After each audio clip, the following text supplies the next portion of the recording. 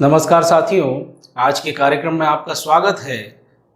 देवगुरु बृहस्पति वक्री होने वाले हैं। 29 जुलाई को देवगुरु बृहस्पति मीन राशि में वक्री होंगे और इसी राशि में वक्री रहेंगे 24 नवंबर तक। ये अवधि लगभग 118 दिन की होगी, लगभग 4 महीने इनका वक्र काल रहेगा। ये अत्यंत शुभ ग्रह हैं, कुंडली में सर्वाधिक शुभ परिणाम देने वाले हैं। विवाह का विषय हो, संतान का विषय हो, धन अर्थ का विषय हो, सभी प्रकार के सुख और धर्म में आदमी को बहुत ऊंचाइयां प्रदान करने वाले, धार्मिक ज्ञान, शिक्षा और हर प्रकार की सफलता देने वाले ऐसे बृहस्पति ग्रह वक्री हो जाएं तो निश्चित तौर पर सभी 12 राशियां प्रभावित होती हैं। अधिकतर राशियों को खूब लाभ देने वाले हैं, खूब मालामाल करने वाले हैं, और कुछ राशियों को बहुत व्यस्तता देने वाले हैं। कार्य, दबाव, परेशानी और गतिविधियों को बढ़ाने वाले हैं। इस प्रकार से बृहस्पति देव क्या प्रभाव लेकर आएंगे 12 राशियों पर, इसी विषय पर आधारित आज का कार्यक्रम है। और यहाँ पर मैं इतना अवश्य कह दूँ कि बृहस्पति देव जिनकी कुंडली में बली अवस्था में है, उच्च अवस्था में है और स्वराशिस्थ हैं, योग कारक हैं, तो उनके जीवन में भाग्योदय अवश्य होगा, संतान पक्ष अवश्य मजबूत होगा और धन का आगमन भी बढ़ता हुआ दिखाई दे रहा है। सुख, साधन, सभी प्रकार के सुख, धार्मिक प्राप्तियां आपको प्राप्त होंगी, आशीर्वाद आपको प्राप्त होंगे, बड़े बुजुर्गों का साथ आपको प्राप्त होगा। देवगुरु बृहस्पति कल्याणप्रद हैं, भाग्य प्रदाता हैं, कुंडली में भाग्य के मुख्य कारक हैं, भाग्य को संवारने वाले। और जिनकी कुंडली में बृहस्पति कमजोर होता है उन्हें निरंतर भाग्य से लड़ाई करनी होती है, भाग्य साथ नहीं देता। उनके लिए गुरु संबंधी उपाय कार्यक्रम के अंत में मैं बताऊंगा, तो वो अवश्य ही उससे लाभ प्राप्त करेंगे। अभी विषय राशियों पर प्रभाव का है, तो कार्यक्रम शुरू करते हैं। और यहाँ पर एक चीज और बता दूं कि बड़े ग्रहों में अभी शनि भी वक्र अवस्था में है, जो कि मकर राशि में अभी उनका वक्र अवस्था में गोचर चल रहा है। यहाँ पर बृहस्पति देव मीन राशि में वक्री हो रहे हैं, तो निश्चित तौर पर कुछ बड़ा, कुछ नया जीवन में बदलाव होगा। आइए देखें पहली राशि मेष राशि क्या कहती है। मेष राशि के 12वें भाव में बृहस्पति वक्री हो रहे हैं, तो ये मान लीजिए कि इस मेष राशि में जो गोचर है इसको अत्यंत शुभ नहीं कहा जाएगा। हालांकि यहाँ पर मेष राशि के स्वामी मंगल के मित्र हैं बृहस्पति, लेकिन 12वें स्थान पर ये वक्री हो रहे हैं, तो खर्चे में बढ़ोतरी यहाँ दिखाई दे रही है। अनाप शनाप खर्च यहाँ बढ़ने वाला है और कभी कभार खर्चे का दबाव भी यहाँ बढ़ेगा, चाहे वो मांगलिक कार्य ही क्यों ना हो, आध्यात्मिक कार्य ही क्यों ना हो। घर परिवार को लेकर यहाँ पर खर्चा अवश्य ही दिखाई दे रहा है, जिसके चलते की परेशानी व्यक्ति को महसूस होगी। जो रूटीन के कार्य हैं, दैनिक कार्यकलापों में आपको रुकावट आएगी और इससे आपका मन खिन्न रहेगा। समस्याएं, तनाव ये प्राप्त होगा आपको। अनावश्यक यात्राओं में खर्च होगा, मांगलिक कार्यों में शामिल होने के अवसर अवश्य प्राप्त होंगे और जीवन में एक प्रकार का यहाँ पर लाभ अवश्य दिखाई दे रहा है। अगर कोई योजना बनाएंगे तो योजना साकार रूप लेगी भविष्य में। आने वाले समय में इस योजना का लाभ आपको मिलेगा। तो यहाँ पर योजनाओं का निर्माण सोच समझ के आप करेंगे तो जीवन में भविष्य के लिए एक रास्ता, एक मार्ग आपको दिखाई देगा और अवश्य ही सफलता उसमें आप प्राप्त करेंगे। ये मेष राशि का हाल है, मिला जुला यहाँ समय कहा जा सकता है। अगली राशि है वृषभ राशि। वृषभ राशि में बृहस्पति देव वक्री होंगे, जो कि एकादश भाव में ये वक्रत्व रहेगा।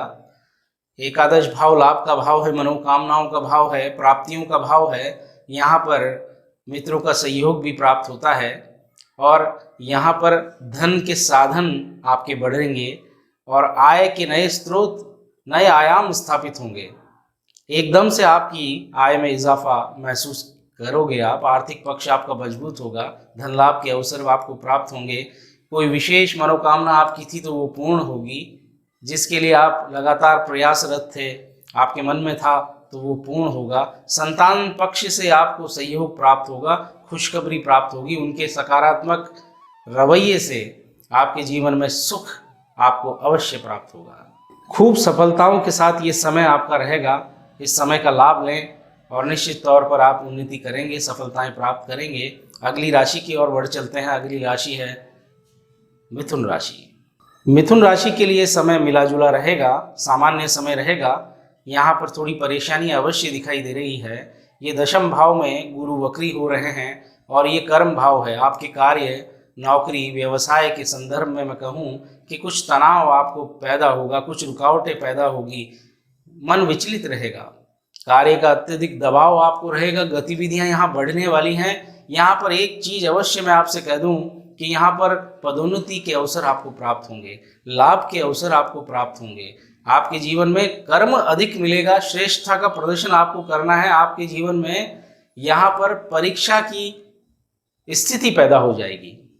आपके सहकर्मियों, आपके वरिष्ठ अधिकारियों का दबाव बढ़ेगा, आप कार्य में विचलित महसूस करेंगे स्वयं को। तो यहाँ पर इतना कहा जा सकता है कि अपने कार्य पर ध्यान देंगे और किसी विवाद से बचे रहेंगे और किसी प्रकार की प्रतिस्पर्धा से दूर रखेंगे अपने आप को, तो अवश्य ही आपका समय कोई बड़ी परेशानी लेकर नहीं आएगा। प्रमोशन के योग हैं, उनका लाभ उठाएं। नौकरी की तलाश में हैं, उसका लाभ उठाएं। रोजगार संबंधी नई खुशखबरी आपको प्राप्त हो सकती है, जीवन में आगे बढ़ें। अगली राशि है कर्क राशि। कर्क राशि के लिए ये बहुत ही शानदार समय रहने वाला है। गुरु वक्री होकर इनको इतनी कृपा करने वाले हैं, भाग्य का पूरा साथ यहाँ कर्क राशि वालों को मिलेगा।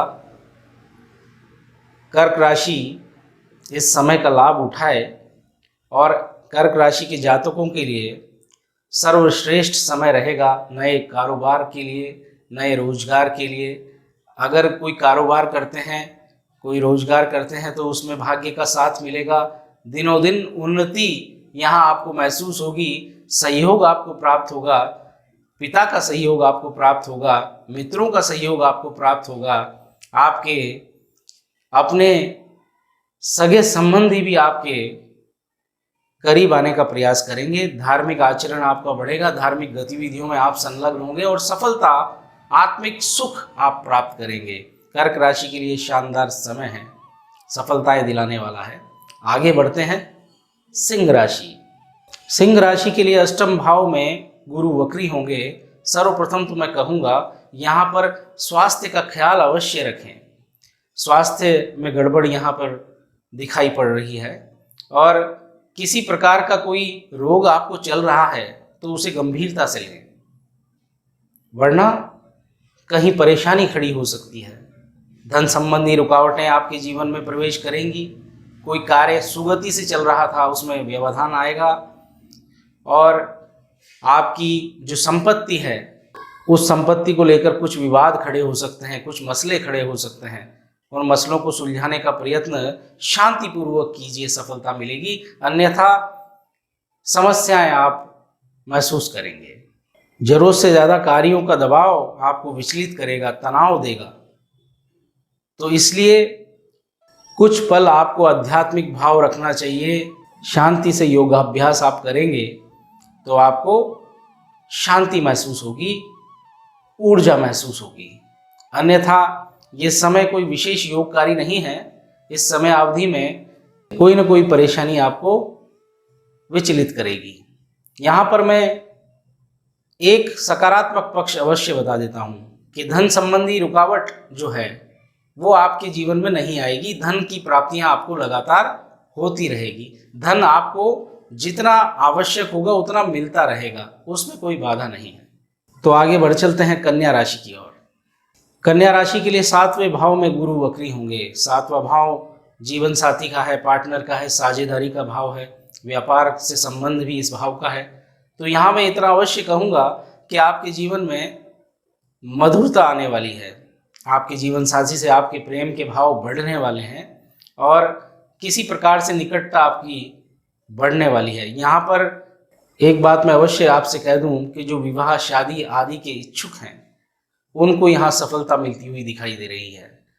कन्या राशि में जो लोग व्यापार साझेदारी में काम करते हैं, उन लोगों के लिए लेन देन संबंधी सावधानी बरतने की आवश्यकता है।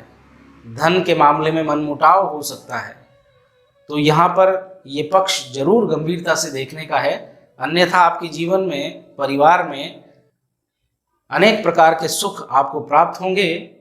जो आपकी आमदनी है वो बनी रहेगी, उसमें किसी प्रकार की कोई परेशानी नहीं है, बल्कि में आप नए अवसरों की प्राप्ति के लिए आप योजना बना सकते हैं। उस योजनाओं को भविष्य में सफलता अवश्य मिलेगी। ये समय आपके लिए शुभ रहेगा, इतना मैं अवश्य कह दूं। अगली राशि की ओर बढ़ते हैं। अगली राशि है तुला राशि। तुला राशि के लिए छठे भाव में गुरु वक्री होंगे। यहाँ पर एक सावधानी आपको अवश्य रखनी है, खर्चों पर नियंत्रण रखना है। और कोई बीमारी आपको चल रही है तो चिकित्सक को अवश्य दिखा लेना है, वहाँ पर कोई लापरवाही नहीं है। खर्च की बढ़ोतरी एक बड़ा विषय है जिससे आप परेशान हो सकते हैं, तो कोई बड़ा लेन देन करने से बचें, कोई बड़ा निवेश करने से बचें। आपका शत्रु पक्ष हावी हो सकता है। इन दिनों आपकी छवि बिगाड़ने का प्रयास हो सकता है। इस अवधि में किसी प्रकार से कोई बड़े प्रपंच में आपको नहीं पड़ना, वो ज़्यादा आपके लिए हितकर रहेगा। अनावश्यक यात्राओं के योग बनेंगे। सुदूर यात्राएं आपको बाधित करेंगी। आप बाध्य होंगे ऐसी यात्राएं करने के लिए। वहाँ खर्च अनियंत्रित होगा, जिसके कारण आपको आर्थिक हानि संभव है।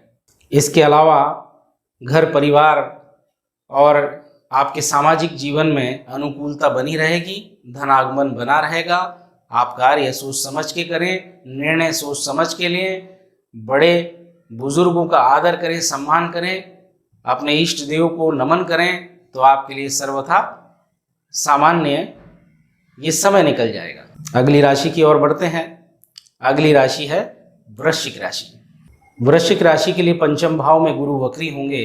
पंचम भाव यानी कि संतान शिक्षा का भाव है।